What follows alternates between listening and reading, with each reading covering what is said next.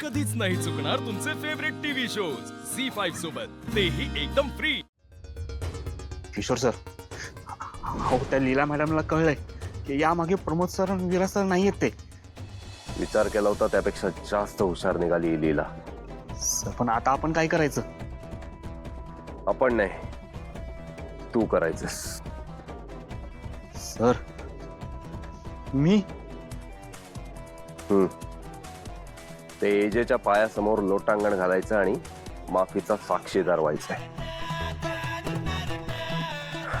बाकी तुझ्या फ्युचरचं माझ्यावर सोड.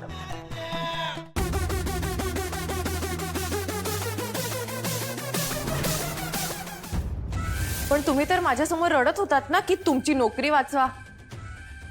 मग आता असं अचानक काय घडलंय की तुम्ही स्वतःहूनच गुन्हा कबूल करताय? मॅडम मी घाबरलो होतो. काय बोलावं काय करावं मला काही सुचत नव्हतं. पण एजे सर आमच्यासाठी देव माणूस आहे. अहो अशा भल्या माणसाला मी फसवल्याचं पाप केलंय. आज हे सगळं मी सांगितलं नसतं तर आयुष्यभर ही गोष्ट माझ्या मनाला लागत राहिली असती. म्हणून मी हे केलं.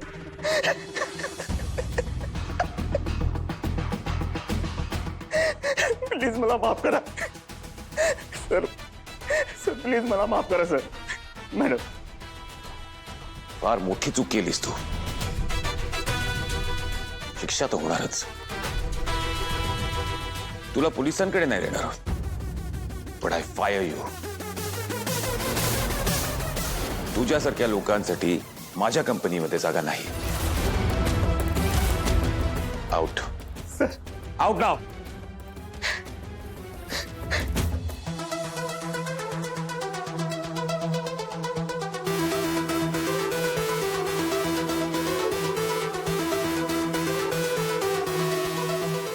एजे मी जरा आलेच.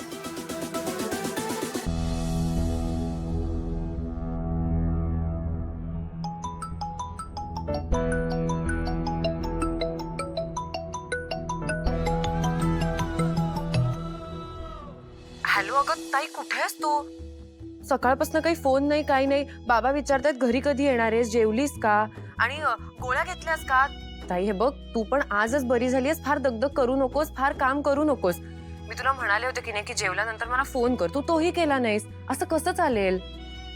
ते मी बोलतोय. सॉरी अजय, मला कळलंच नाही तुम्ही बोलताय ते. पण ताई कशी आहे? मी पण काय प्रश्न विचारते, तुमच्या बरोबर आहे म्हणजे बरीच असणार. पण जेवली का ती? नाही जेवली, पण मी देईन जेवायला तिला. तू काळजी करू नकोस. तू ठीक आहेस? हो, मी एकदम ओके. गुड.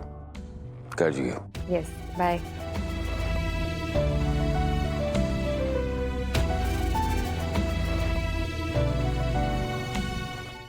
झी5 ॲप डाउनलोड करा आणि पहा सर्व एपिसोड्स एकदम फ्री.